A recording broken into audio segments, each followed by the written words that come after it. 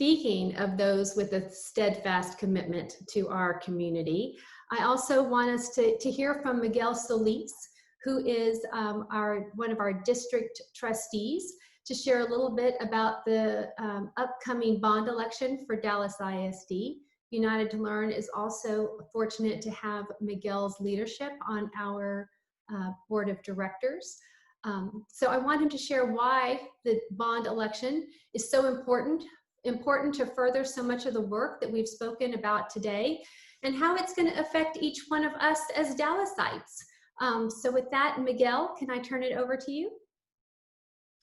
Absolutely. Thank you so much, Abby, for the invitation to speak to this group. And I just want to reiterate the closing words that you had related to our educators and external partners who are doing just tremendous work in some extremely challenging times. And I got to tell you, I'm super inspired to see how they have adapted to the current circumstances so well, and especially over these past 2 weeks with the beginning of school, how quickly they figured out a way to make it work for our kids. I wish I could match that readiness. Today was my first day back in an office setting, and I literally walked into a glass wall from ceiling to floor, which I thought was an opening to get into the office. That just shows you how far behind I am in reacclimating myself to the outside world. So again, thank you so much to our educators. As you mentioned, Abby, we have a massive election coming up in November. I think even aside from the bond, there's just so much going on November the 3rd, which is the day the final day to vote, the general election day. But more specifically, as it relates to Dallas ISD, we have a lot at stake. And I want to make sure that your network is aware of both the concept of the bond and what it could mean for our students.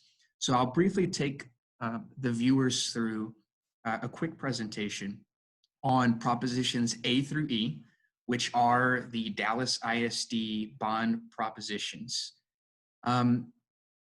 Before I go any further, let me just ground us in some major facts and some positive news. The ISD, really over the past decade, has made tremendous strides related to academic progress. With the new Texas standard of A through E performance ratings, in Dallas ISD, we have more A-rated campuses than any other school district in Texas. That's a huge positive that we should be celebrating. Additionally, we have superior financial rating. I think many people on this Zoom can think back to about 2 decades ago when our finances were not the best.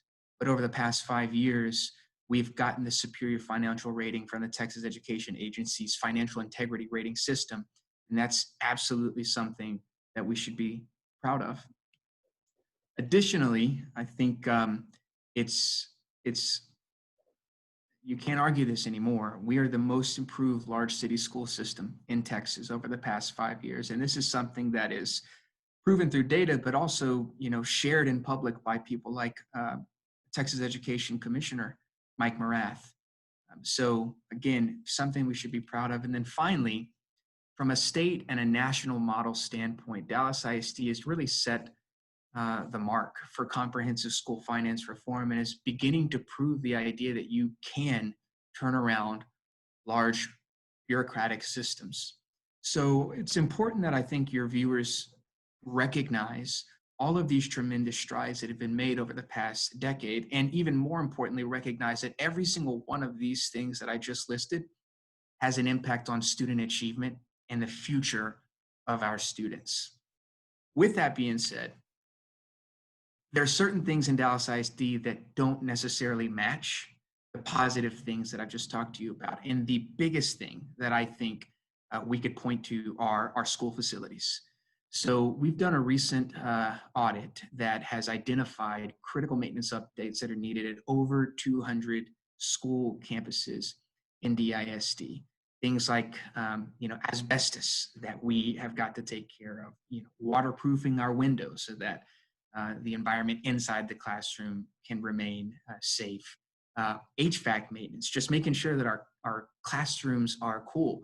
And you listen to all of the great work that our educators are doing, and then we expect them in some campuses to do it in Texas, summers with 100-degree weather. So our schools are seriously aging and they need an update. On top of that, though, when we look at our neighboring ISDs and think about the way that they're funding their facilities, they actually have more funding. And because of that, they've got better facilities. When we take money in Dallas ISD, we put those monies into two separate buckets. One of them is our maintenance and operation bucket, which allows us to do innovative programming, some of which you've heard about today. But additionally, in our interest and sinking bucket, which basically funds our facilities. And our INS tax funding ranks 24th amongst North Texas school districts, while at the exact same time, our poverty is 3 times greater than the average of 23 higher ranked ISDs. So funding right now, at least on the INS side of things, is not matching need. Also, as has been mentioned earlier in the conversation, inequity in our city is still rampant. And we got even more specific as a school system in understanding neighborhood by neighborhood what this inequity, or rather this disinvestment, looks like in our communities. And we created something in partnership with the Child Poverty Action Lab called the Community Resource Index, which took every single campus in DISD and took a 2-mile radius around it and essentially contextualized advantage and disadvantage, and then rank ordered every single campus against each other. This is a really innovative concept because for the first time now, we were able to understand essentially block by block what communities have what and what communities don't have. That's super important, but in the grand scheme of things, it's important to just recognize that we are still a hyper-segregated city that got this way because of intentional urban planning policies rooted in race and racism over a century that we have to reckon with. So, what is Proposition A through E going to do to try to remediate all of these things that I just stated? Well, it's going to provide renovations and critical updates to almost every Dallas school. It's going to advance racial equity through 3 major concepts: family resource centers, career training, and improve access to technology. Additionally, it's the right time to do this from both a federal monetary standpoint or an interest rate standpoint, and also because we have a ton of deferred maintenance that we've got to take care of now. If we don't take care of it now, then that's just going to keep piling up, and it's going to be even more expensive to try to address it in the coming years. And then finally, we can do all of this at no cost to the taxpayer. So let's dive deep into this very quickly. Propositions A through E will be a spending breakdown of essentially $3.2 billion for critical maintenance needs for 232 schools. So it'll be the largest bond in the history of the state of Texas, but we're trying to do in one fell swoop what we know we've needed to do for many years. Proposition B is going to be focused on technology updates, and you've now mentioned, I think a couple of times, the notion of operation connectivity, ensuring that every single kid in Dallas ISD has access to broadband. That will be one of the numerous things we do in Proposition B. Proposition C's through E will be extracurricular facility improvements, including things like athletic facilities, performance arts, and other things as well, totaling roughly $3.7 billion. One thing to note for everybody watching, all these propositions are going to be happening at the bottom of your ballot. So you've got to vote for your people, and then you've got to go all the way to the bottom and vote for this as well. Very quickly, what will this actually look like? You've seen the numbers, but how can you visualize it? So from a from a renovation update standpoint, it looks like new facilities, or it looks like taking facilities that exist right now and making them look new, allowing our kids to be proud of what their facilities look like when they walk in. Additionally, through advancing racial equity, we'll see things like family resource centers, which will take the Community Resource Index values and then allow us to go to the neighborhoods right now that have got the most disadvantage because of this historical inequity from urban planning patterns, and expand campuses to do things like help feed our community members or give them mental health services, and so on and so forth. Additionally, career training centers, which will allow us to take our collegiate and career academies, which will right now is already allowing high school kids to graduate DISD with a high school diploma, with an associate's degree from a Dallas County Community College District School, and career training with one of numerous corporate partners to be able to ensure that they are successful in the 21st century workforce, and improve access to technology, as I've mentioned. The other thing is that the longer that we wait to do this, the more expensive it becomes.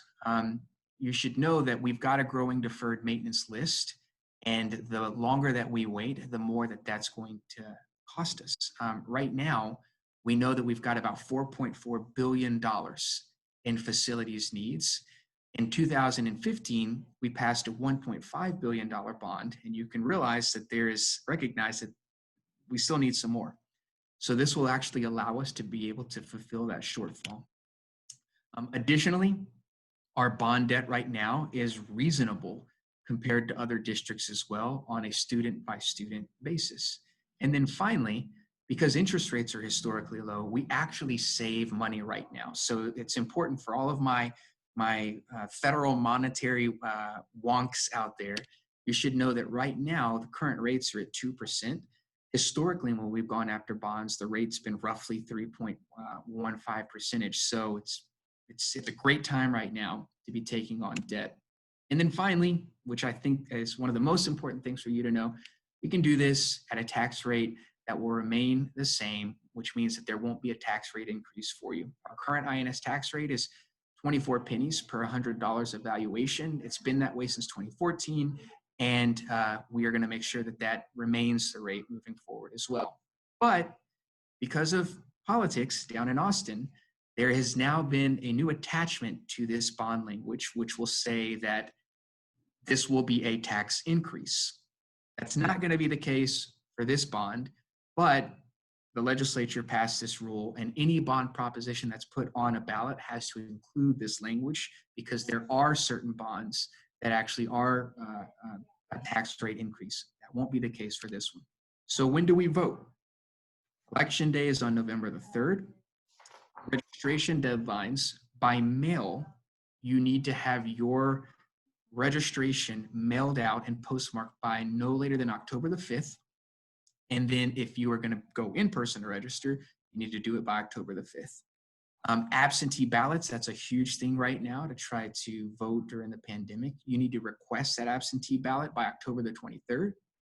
And if you're returning it by mail, you need to postmark it by November 3rd. And then finally, early voting is happening from October the 13th through October the 30th. In case you wanted more information, you can go to www.dallascountyvotes.org. That'll give you additional information and actually personalize it for you. And then finally, how can you specifically help? You can do a lot of things. You can request a yard sign through DallasCountyVotesForKids.com/get involved. You can share pre-scripted social posts by following their Twitter accounts, their Facebook accounts, their Instagram accounts, which you can also find at the website. You can talk to your friends and to your family about voting. And you can become a partner organization with Dallas County Votes for Kids. So, in sum, our kids need this. It's the perfect time. It advances all of the great work that we've been doing, and it helps us support the very people that you just heard from for the first 40 minutes of this presentation. And with that, Abby, I'm happy to turn it over to questions or leave it there and just make sure that everybody goes out and votes positively for these props. Thanks, Miguel. But actually, we'll start our first question coming right back to you. Some of this is a little complicated, and as you pointed out on that additional notice on the bonds, it's even sometimes confusing. I loved your list of 3 or 4 things that folks could do. That was the question while you were speaking. How can we, as the viewers, as the listeners, get these nuggets of information out? I think that's a call for either a one-pager or a sharing of your slides. So tell us how you think that we can best address that. Should we go to your website there? And can we share out these slides as well?